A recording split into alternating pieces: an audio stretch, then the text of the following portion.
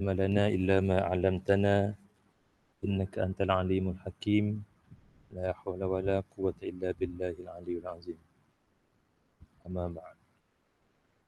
Alhamdulillah, pertamanya kita panjatkan kesyukuran kehadrat Allah Subhanahu wa taala dengan limpah kurnianya. Sekali lagi kita diberi peluang, diberi keizinan oleh Allah Subhanahu wa taala untuk sama-sama berada dalam majlis ilmu pada malam ini. InsyaAllah mudah-mudahan kita semua mendapat keberkatan, hidayah, tunjuk daripada Allah Subhanahu wa taala. InsyaAllah malam ini kita akan sambung kembali perbincangan kita berkaitan dengan tasawuf ataupun pandangan Islam, ya. Mungkin boleh share Faris.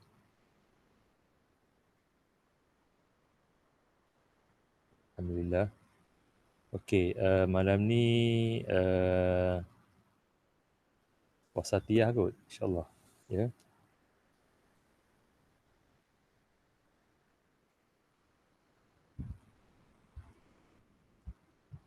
Oh, Syumulia ya.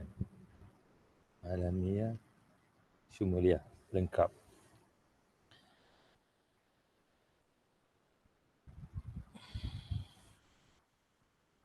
Okey,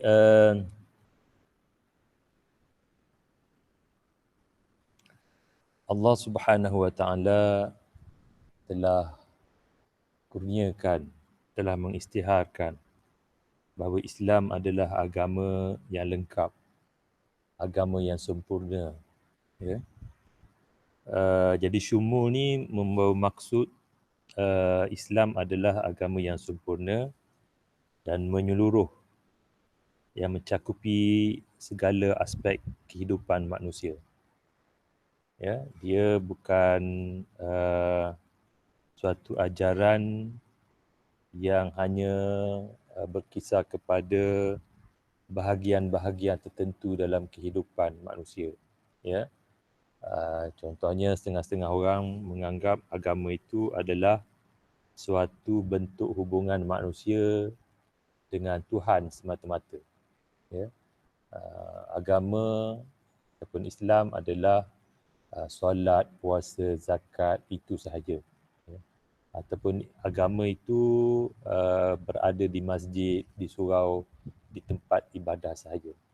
Tetapi sebenarnya Islam adalah suatu agama yang syumul, yang lengkap, yang meliputi segala aspek kehidupan manusia, sama ada bersifat individu ataupun bersifat kekeluargaan ataupun bersifat masyarakat, sifat negara dan sebagainya. Maknanya Islam adalah agama yang lengkap. Allah Subhanahu wa taala berfirman dalam Al-Quranul Karim, ya ayyuhallazina amanu udkhulu fis silmi kafah. Wahai orang yang beriman, masuklah kamu ke dalam Islam secara sempurna, ya. Jadi Islam bukan sahaja agama yang sempurna yang meliputi semua aspek kehidupan manusia, tetapi Allah Subhanahu wa taala memerintah kita supaya kita menyempurnakan keislaman. Islam tu dah sempurna, tapi kita juga kena menyempurnakan Islam, ya, dalam aspek kehidupan kita sebagai individu, dalam aspek kehidupan kita sebagai ahli keluarga, masyarakat dan juga negara. Allah Subhanahu wa taala juga telah berfirman dalam Al-Quranul Karim, ya, yang setengah ulama menyatakan ini merupakan ayat yang ataupun wahyu yang terakhir, ataupun ayat Al-Quran yang terakhir yang diturunkan oleh Allah Subhanahu wa taala kepada Nabi sallallahu alaihi wasallam, ya, yang biasa kita dengar, ya. Al-yawma akmaltu lakum dinakum wa atmamtu alaikum ni'mati wa raditu lakumul Islam madina. Al-yawma akmaltu lakum, pada hari ini telah aku sempurnakan bagi kamu dinukum, agama kamu, wa raditu lakumul Islam madina, dan aku telah redha Islam ini menjadi agama kamu, ya. Walau bagaimanapun ada pandangan yang lain, pandangan ahli tafsir yang lain yang menyatakan yang lebih sahih, ada lagi ayat yang lain selepas daripada itu, ada lagi wahyu yang Allah Taala turunkan kepada Nabi sallallahu alaihi wasallam. Namun begitu, apa yang nak dijelaskan di sini, Allah Subhanahu wa taala telah mengisytiharkan berdasarkan kepada apa yang dinyatakan oleh Allah Subhanahu wa taala dalam Al-Quranul Karim, yang diungkapkan oleh Nabi sallallahu alaihi wasallam, kalau tak silap saya dalam Hajjatul Wada', haji selamat tinggal, bahawa Allah Subhanahu wa taala telah menyempurnakan agama ataupun din ini kepada Nabi sallallahu alaihi wasallam. Apabila turunnya ayat ini, Sayyidina Abu Bakar As-Siddiq melahirkan rasa, orang lain mungkin ada rasa seronok sebab Islam dah sempurna. Tapi tak silap saya, Abu Bakar As-Siddiq telah menzahirkan kesedihannya, kerisauannya, bahawa ini merupakan tanda-tanda bahawa Nabi sallallahu alaihi wasallam telah sampai di penghujungnya. Ya. Jadi Islam adalah, kenapa? Kerana Islam dah lengkap. Jadi oleh demikian, kita sebagai Muslim ni hendaklah yakin dan percaya dan berusaha untuk melengkapkan kehidupan kita berada dalam kerangka Islam yang telah sempurna, yang telah lengkap tadi. Ya. Dalam aspek individu umpamanya, kita kena tunaikan tanggungjawab kita sebagai individu, tunaikan hak, kerana kita ni ada rohani, ada jasmani, ya. Kita kena persiapkan di sudut. Bila kena tunaikan hak tersebut, maknanya kita kena melaksanakan pengabdian diri kepada Allah Taala, kena beribadah kepada Allah Subhanahu Wa Taala dengan ibadah-ibadah khusus, ya. Begitu juga apabila selepas daripada itu, kita juga kena menyempurnakan Islam dalam keadaan yang lengkap dalam sistem kekeluargaan, ya. Dalam sistem kekeluargaan, bagi lelaki dia akan menjadi ahli keluarga, menjadi ketua keluarga apabila dia dah berumah tangga, ya. Kalau kita ni masih lagi sebagai seorang anak, kita kena tunaikan tanggungjawab sebagai anak dan sebagainya, ya. Dalam rumah tangga akan ada perkahwinan, akan ada perceraian, dan akan ada faraid, pewarisan harta dan sebagainya. Jadi semuanya itu kita kena berada dalam kerangka yang dibawa oleh Nabi sallallahu alaihi wasallam, ataupun berada dalam kerangka Al-Quran, berada dalam kerangka Islam itu sendiri. Maknanya kita kena berada dalam Islam dalam keadaan yang sempurna. Jadi adakah Al-Quran itu jelaskan secara detail, ya? Nak naik basikal, Al-Quran ada cerita ke macam mana, kan? Nak buat roti canai ada ke, ya? Nak menangani COVID ada ke? Al-Quran ada detail ke? Tak ada, ya.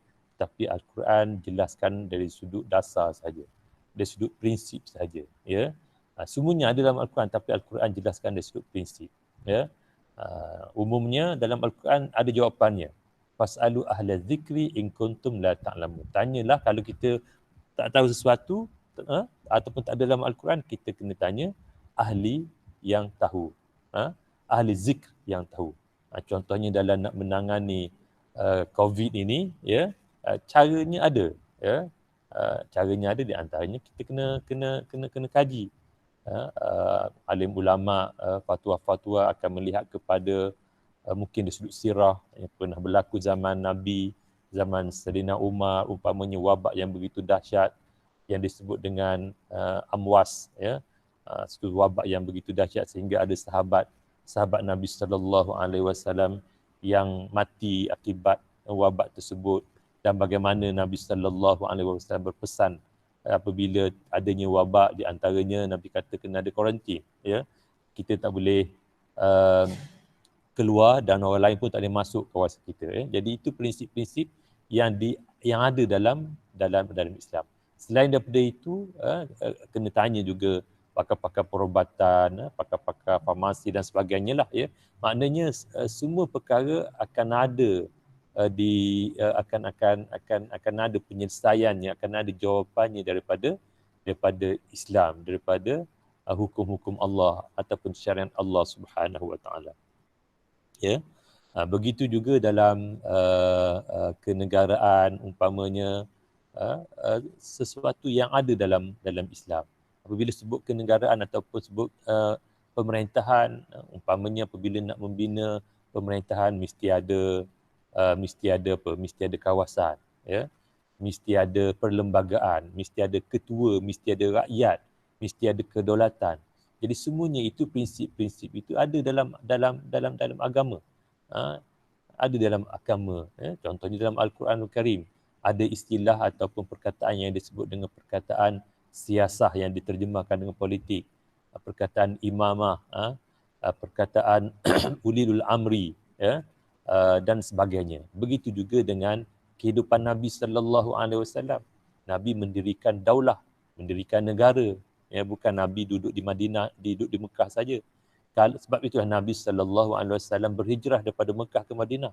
Kalaulah Islam itu sekadar bersifat peribadi, tidak berhubung dengan manusia, maka sudah cukup Nabi sallallahu alaihi wasallam berada di Mekah. Kan di Mekah tu memang dah cukup lengkap. Nak semayang ada Masjidil Haram, masjid yang paling mulia di sisi Allah Subhanahu wa taala. Satu waktu kita solat lebih baik, lebih afdal, lebih ganjarannya daripada 100,000 solat di masjid lain. Ya, itu Masjidil Haram. Ada telaga Zam-Zam lagi. Ada Baitullah lagi. Ada Kaabah lagi. Boleh buat umrah tiap-tiap hari, kan? Tapi bukan itu sifat agama Allah Subhanahu Wa Taala. Mesti didaulatkan adanya pemerintahan. Maka Nabi sallallahu alaihi wasallam berhijrah daripada Mekah ke Madinah, ya. Jadi proses hijrah daripada Mekah ke Madinah itu bukan sesuatu yang berlaku kerana desakan, kerana tekanan itu sahaja, tetapi ia juga merupakan suatu rencana yang telah direncanakan oleh Allah Subhanahu Wa Taala, yang mana Nabi sallallahu alaihi wasallam mengimplementasikannya. Kerana apa? Kerana Nabi itu makhluk yang bersifat manusia. Maknanya apa yang dilakukan oleh Nabi sallallahu alaihi wasallam itu sesuatu yang boleh kita praktikkan. Kenapa? Kerana seperti mana yang telah kita bincang sebelum ini, Islam bersifat praktikal, ya. Bersifat praktikal, bukan bersifat dalam bentuk teori semata-mata. Bila Nabi sallallahu alaihi wasallam sampai Madinah, bagaimana proses nak bina?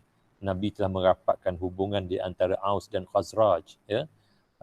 Nabi merapatkan hubungan orang Aus dan Khazraj ini ataupun penduduk asal Madinah ni.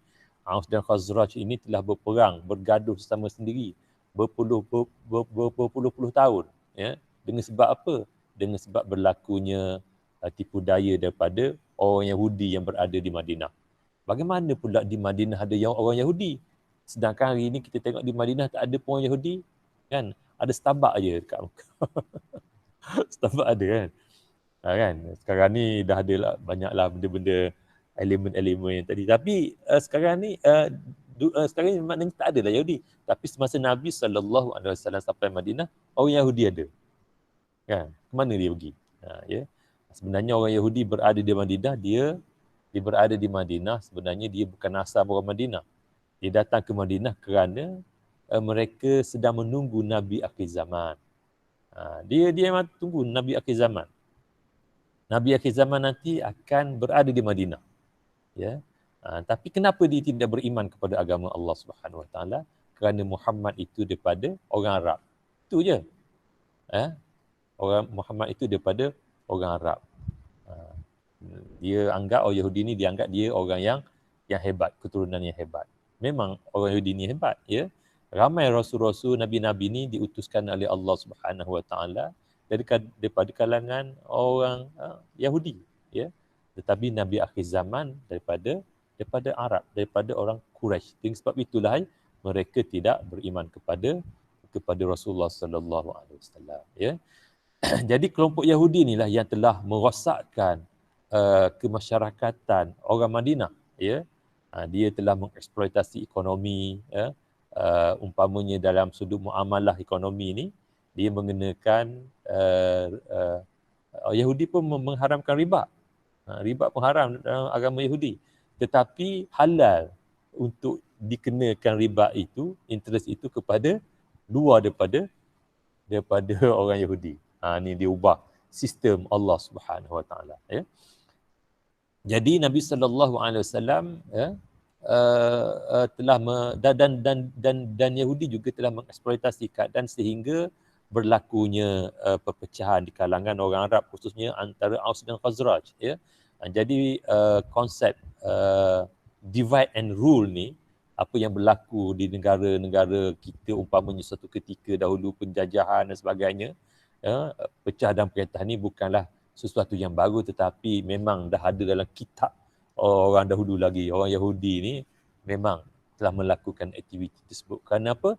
Kerana apabila berlakunya perpecahan di kalangan masyarakat peribumi, maka mudahlah dia mengeksploitasi segala sumber kekayaan untuk kepentingan mereka. Ya, jadi sebab itulah penting juga kita belajar sirah ataupun sejarah Nabi sallallahu alaihi wasallam.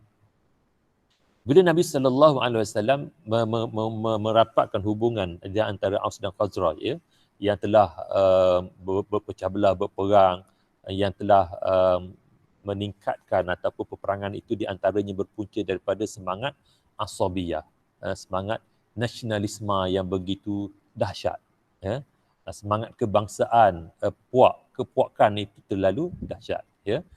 Berpunca daripada perebutan seekor unta merah.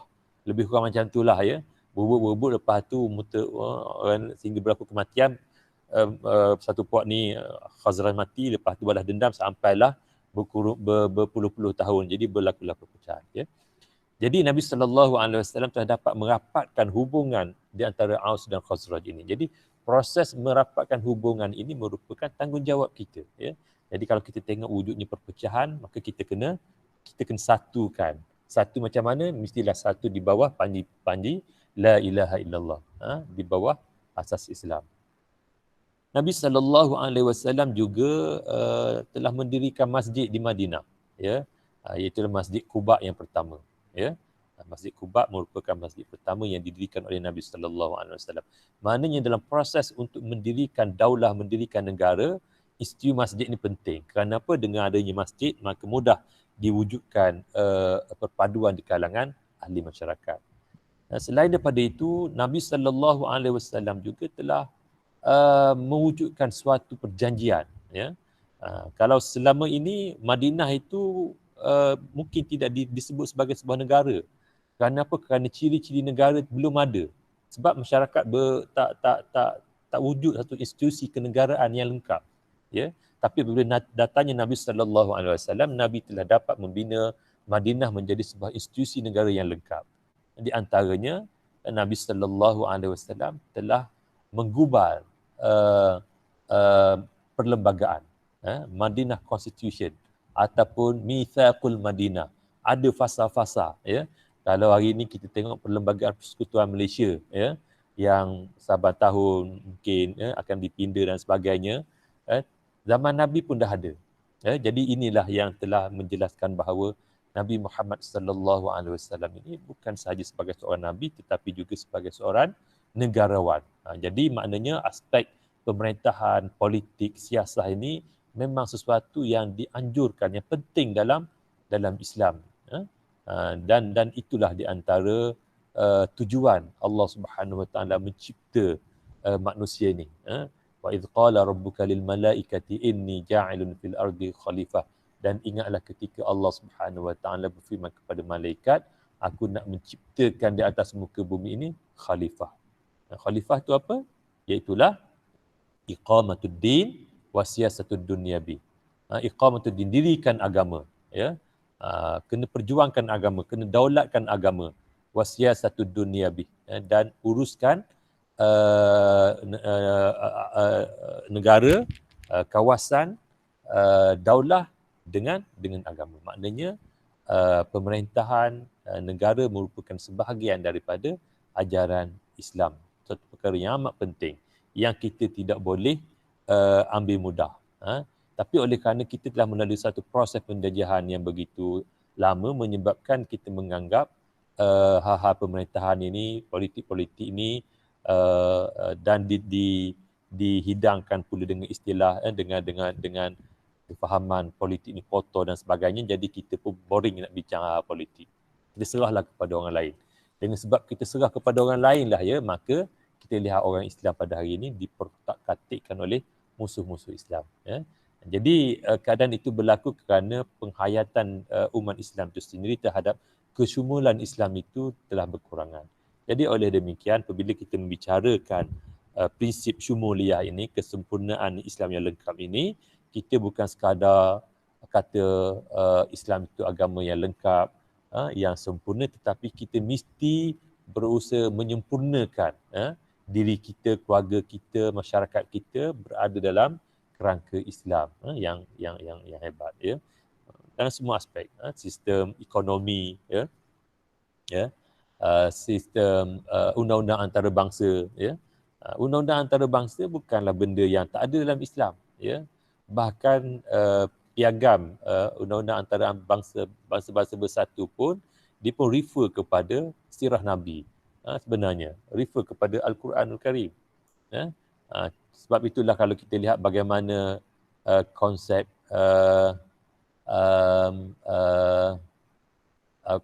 duta yang dapat immunity, dapat apa? Kekebalan, ya. Ia bukan sesuatu benda yang baru, diasaskan oleh Islam, ya. Sebab itulah kalau kita lihat bagaimana apabila berlakunya perjanjian Nabi sallallahu alaihi wasallam dengan duta dengan negara lain, negara musuh pun, musuh yang datang itu pun wakil dia tidak diapa-apakan, ya. Ini merupakan sesuatu yang diajar oleh Islam, ya. Tapi oleh kerana sistem pendidikan hanya melihat kepada perkara-perkara bersifat fardu ain sahaja, tidak melihat kepada aspek-aspek tersebut, ya, masyarakat sebahagiannya melihat Islam itu adalah bersifat peribadi sahaja, ya. Islam bukan bersifat peribadi, tetapi Islam mesti diimplementasikan dalam keadaan yang lengkap, ya. Okey, seterusnya yang ke-7.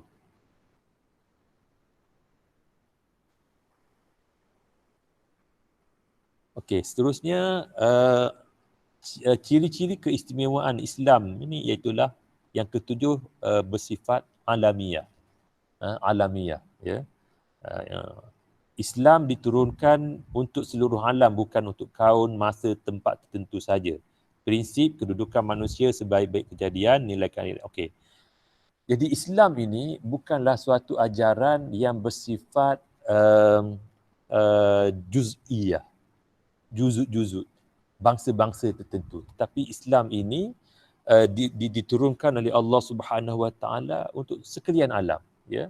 Alhamdulillahi Rabbil Alamin. Segala puji bagi Allah, Tuhan sekalian alam. Apa maksud alam? Ilmu alam. Apa maksud alam? Ada siapa-siapa ingin kongsi? Alam. Perkataan alam. Alam itu iaitulah yang lain daripada Allah Subhanahu Wa Taala, alam lah. Ya, alam. Jadi maknanya Islam ni bersifat sejagat. Ya, dia bukan diutuskan kepada puak kepada bangsa tertentu sahaja seperti ajaran-ajaran sebelum Islam yang diturunkan kepada Nabi sallallahu alaihi wasallam. Ya.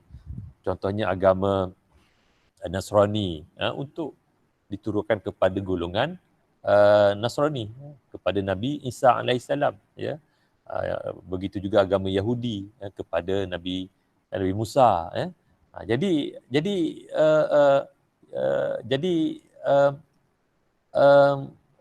Tapi Islam ini diutuskan ataupun diturunkan oleh Allah Subhanahu Wa Taala untuk seluruh alam. Islam bukan diutuskan untuk orang Arab sahaja, ya. Islam bukan diutuskan untuk orang Arab saja, tapi Islam diutuskan untuk sekalian alam, ya.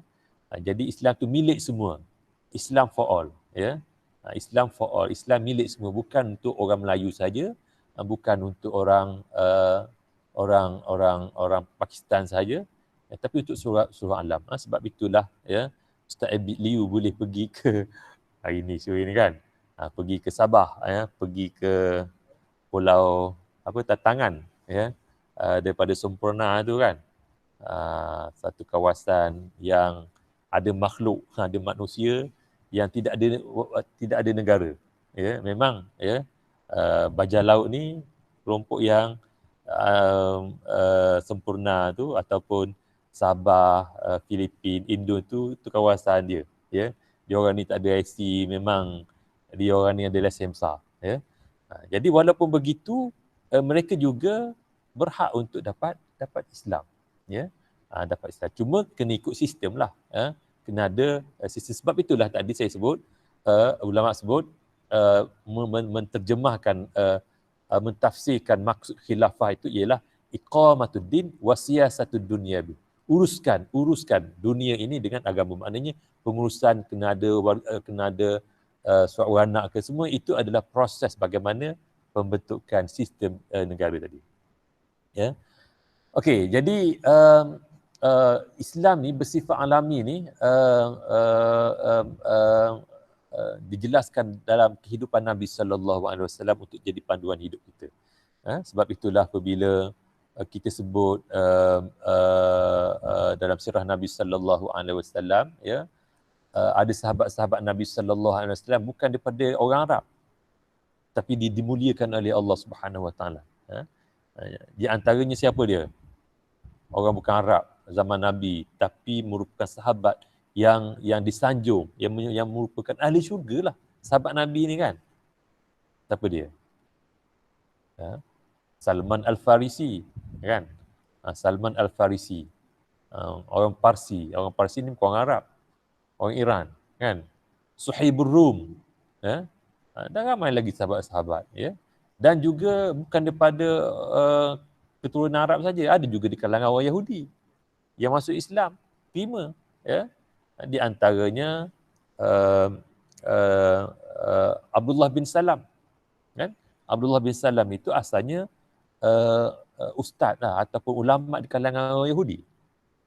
Salah seorang sahabat Nabi sallallahu alaihi wasallam bernama Abdullah bin Salam. Dia ahli kitab, ya. Dan dia pernah diutuskan oleh orang Yahudi untuk berdebat dengan Nabi. Ya. Bila nak berdebat dengan Nabi, so dia dah plan dah soalan-soalan nak tanya Nabi, akhirnya soalan-soalan tersebut tidak akan dapat dijawab kecuali dia tu seorang Nabi baru boleh jawab, ya. Akhirnya Nabi dapat jawab. Akhirnya dia masuk Islam. Apabila dia masuk Islam, maka selama ni dia merupakan orang yang begitu dimuliakan di kalangan orang Yahudi. Apabila dia masuk Islam, dia dusta Abdullah bin Salam, ya. Dan perkara ini berlaku apabila orang Yahudi datang sewaktu itu, Abdullah bin Salam dah masuk Islam bersama-sama dengan Nabi sallallahu alaihi wasallam, ya. Orang Yahudi datang ni tanya Abdullah bin Nabi sallallahu, apabila Nabi sallallahu alaihi wasallam jumpa orang Yahudi ni, tanya orang Yahudi, apa pandangan kamu terhadap Abdullah bin Salam? Dia orang puji Abdullah bin Salam ni sebagai seorang ulama yang hebat di kalangan kami, seorang yang alim, seorang yang wara', orang yang baik, ya. Kami puji dia, ya. Lepas tu apabila dan Nabi nak uji ni sebab Nabi nak tahu, ya. Jadi dalam masa yang sama pada waktu itu Abdullah bin Salam adalah, ya. Jadi masa Nabi jumpa dengan orang Yahudi ni, Abdullah bin Salam ada, dan dia apabila Nabi bercakap dengan orang Yahudi ni, dan orang Yahudi tak tahu yang Abdullah bin Salam bersama dengan Nabi, maknanya Abdullah bin Salam menyorokkan diri kan, menyorok diri dia untuk Nabi tengok apakah sifat sebenar orang Yahudi, ya. Jadi apabila Nabi tanya tentang Abdullah bin Salam, dia puji, ya. Tapi apabila disebut Abdullah bin Salam telah beriman kepada Allah dan Rasulnya, maka dia pun dusta terus kepada Abdullah bin Salam. Dia kata Abdullah bin Salam ni jenis penipu, pelawak lah, macam-macam lah. Dia kutuk kepada Abdullah bin Salam. Inilah perangai Yahudi. Ya? Okay. Jadi maknanya, walaupun asalnya seorang yang begitu dihormati di kalangan Yahudi, apabila dia menerima Islam, maka dia menjadi seorang Islam yang dimuliakan oleh Nabi sallallahu alaihi wasallam. Ya. Begitu juga dengan sahabat-sahabat yang lain. Dan perkara ini dijelaskan oleh Nabi sallallahu alaihi wasallam, bagaimana hakikat syariat Allah Subhanahu wa taala itu sama sahaja, tanpa memilih orang Arab ataupun orang bukan Arab. La fadlun arabiyyun ala ajami illa bittaqwa. Tidak ada kelebihan antara orang Arab dengan orang Ajam dengan orang bukan Arab, melainkan dengan takwa. Jadi sebab itulah ya, kalau kita lihat dalam sejarah tamadun Islam ini bukan dimiliki oleh orang Arab saja, tetapi dimiliki oleh semua bangsa yang committed dengan Islam, beramal dengan Islam, maka dia akan menjadi bangsa yang dimuliakan oleh Allah Subhanahu wa taala. Sebab itulah ya, kalau hari ini kalau kita nak cari peninggalan sejarah ataupun tamadun Islam yang hebat, kita tak jumpa di negara Arab. Jumpa kat mana? Jumpa di Turki. Sebab Turki merupakan khilafah Islam yang terakhir. Orang Turki bukan orang Arab. Ya, begitu juga jumpa di Baghdad dan jumpa di Barat. Jumpa di Barat kerana apa? Kerana mereka merompakkan khazanah-khazanah, bukan khazanah orang Arab saja, orang Islam saja. Khazanah kita pun dia rompak. Saya ingat lagi bagaimana masa zaman Datuk Rais Tan Sri Jatim jadi menteri kesenian, ya. Dia cuba dapatkan artifak sejarah kita di UK, tak dapat sebahagiannya. Kerana apa? Kerana terlalu mahal dia orang nak jual. Sedangkan benda itu hak kita. Jadi begitu juga dengan khazanah-khazanah yang umat Islam. Saya ingat lagi bagaimana apabila sewaktu Saddam Hussein dimusnahkan, Iraq dimusnahkan, betapa banyak ya peninggalan-peninggalan dirompak dan dijumpai ada di negara barat. Tapi itulah yang apabila berlaku kepada orang Islam, dunia tak nampak, ya.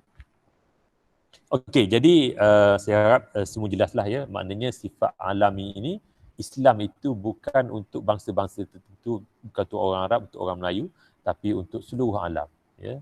Selagi mana kita komited iltizam dengan Islam, maka Allah Ta'ala akan muliakan umat yang committed ataupun beramal dengan ajaran Allah Subhanahu Wa Ta'ala.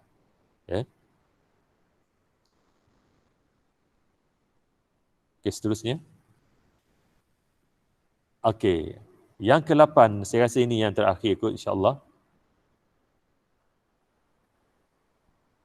Okey, yang terakhir, yang ke-8, wasatiyah. Wasatiyah ni biasa kita dengar lah kot. Cuma wasatiyah ni, Islam adalah agama yang menganjurkan kesederhanaan kehidupan bagi memenuhi tuntutan dunia dan akhirat. Wasatiyah ni kita biasa dengar, tapi kadang-kalanya timbul masalah. Timbul masalah kerana apa? Kerana salah faham. Jadi sederhana maknanya kita kena sederhana lah kan.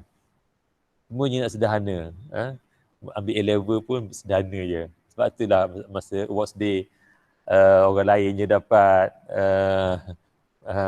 banyak istah kan. Dapat anugerah ni orang kita kan mungkin ambil konsep wasatiyah sederhana. Betul ke macam tu? Ataupun kita beribadah sederhana je lah. Ya? Jadi itu salah, ya. Tak tepat. Ya? Maknanya sebab itulah ada pandangan menyatakan wasatiyah ni dia pertengahan. Maknanya kita tidak boleh melampau. Maknanya dia lebih, ada setengah ulama menyatakan dia hampir sama dengan konsep tawazun. Konsep perseimbangan. Konsep perseimbangan maknanya kita tidak boleh hulu, tidak boleh melampaui. Ya.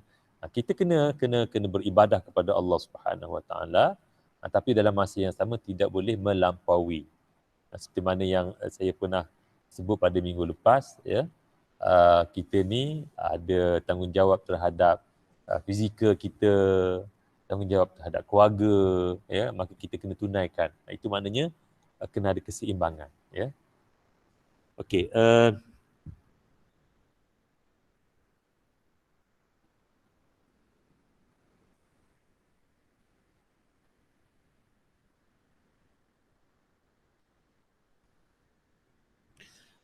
jadi wasatiyah adalah elemen yang sangat penting dalam Islam. Islam menolak semua unsur ekstremisme dalam kehidupan manusia. Macam ekstremis itu ditolak lah, melampau, ya. Tapi dalam masa yang tapi oleh yang demikian, ada orang kata, jadi oleh yang demikian tak perlulah ada jihad, kan? Tak perlulah ada jihad. Sebab jihad tu kan ekstremis. Macam mana pula? Sedangkan dalam Al-Quran suruh kita berjihad. Wajahidu, kan? Ya. Jadi maksudnya maknanya kena berjihad, tapi tidak boleh melampaui. Tidak boleh melampau. Tak boleh melampau macam mana? Maknanya apabila nak berjihad itu, mesti kena tunaikan rukun-rukun jihad. Jadi sebab itulah apabila nak berjihad, kita kena belajar. Ya? Kita kena belajar. Ataupun orang yang nak pergi ke medan jihad tu pun dia kena tahu. Ya? Sebab itulah, ya, apabila orang jihad mujahidin di Palestin, dia tak nak kita ni pergi angkat senjata dekat Palestin. Ya? Apa yang dia nak daripada kita doakan. Ya? Jadi kalau kita doa pun tak mampu, macam mana kita nak angkat senjata kat sana? Kan? Jadi maksudnya jihad di sini ekstremisme ini melampau dalam jihad itu, iaitulah apabila tidak ikut peraturan Allah Subhanahu Wa Taala. Ya, sebab jihad ini kena ada peraturan. Contohnya, ya, apabila berlakunya, ni jihad maksud yang saya jelaskan ini dalam jihad dalam peperangan. Apabila berlakunya peperangan, ya, Nabi SAW larang, Allah Subhanahu Wa Taala larang daripada bunuh orang tua, ya, bunuh perempuan, bunuh kanak-kanak, merosakkan tanaman, merosakkan rumah-rumah ibadat, gereja-gereja. Itu sesuatu yang ada dalam rukun jihad. Tapi kalau tak ada kefahaman, dia akan pergi dengan cara membuta tuli, maka dia akan melahirkan suatu perbuatan yang bercanggah dengan kehendak Allah Subhanahu Wa Taala, maka dia tidak akan mendapat ganjaran syahid, tetapi mati sia-sia saja. Jadi sebab itulah, ya, dalam perkara ini kena ada ilmu. Kena ada ilmu, tidak boleh buat sesuatu tanpa ilmu, kerana dia boleh membawa kepada ketaksuban dan sebagainya. Ya.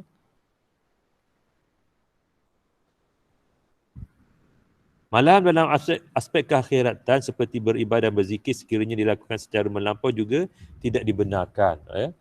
Seperti mana yang saya jelaskan pada minggu lepas kisah Nabi SAW dengan sahabat-sahabat yang berbincang nak puasa, tak nak tidur, tak nak kahwin dan sebagainya. Ya. Okay, kita bagi ruang kepada azan sekejap, ya, insyaAllah.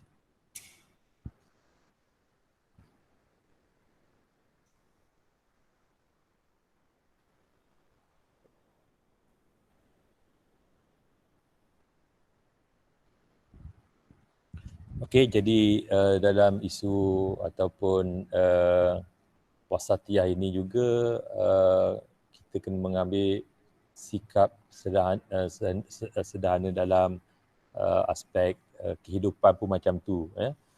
Sebagaimana firman Allah Subhanahu Wa Taala, kulu washrabu wala tusrifun. Makan dan minumlah, jangan melampau. Kan? Jadi hari ini kita tengok orang kita ni kebanyakannya ada penyakit, di antaranya berpunca daripada pemakanan. Kenapa? Melampau. Kan? Dari sudut wasatiyahnya, kesederhanaannya, apabila sekali kita makan, kena ada portion dia kan. Karbohidrat banyak mana, lemak banyak mana kan. Lagi pun ada lagi? Karbohidrat, protein banyak mana kan. Air banyak mana, kena ada. Kan? Tapi bila tidak adanya keseimbangan dan juga tidak ada wasatiyah, gomor ikut maka berlakulah perkara yang tidak baik kan. Jadi saya rasa sekadar tu sajalah ya untuk malam ni, dan insya-Allah minggu depan saya akan cuba cari topik-topik yang berkaitan mungkin sumber-sumber rujukan Islam insya-Allah. Ataupun nanti saya akan share slide. Ada apa-apa soalan nak tanya?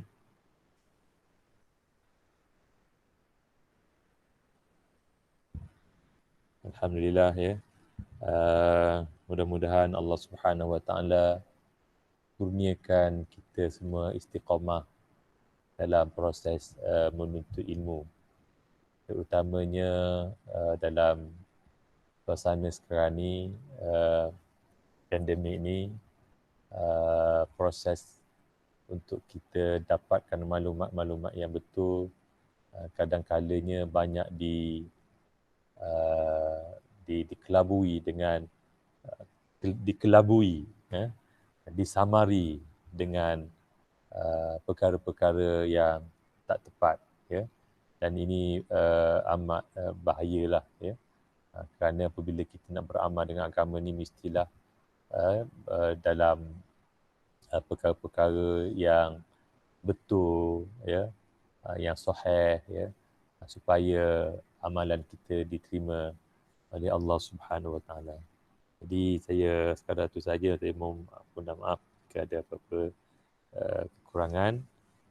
Subhanakallahumma wa bihamdika asyhadu an la ilaha illa anta astaghfiruka wa atubu ilaik. Assalamualaikum warahmatullahi taala wabarakatuh. Waalaikumsalam warahmatullahi wabarakatuh.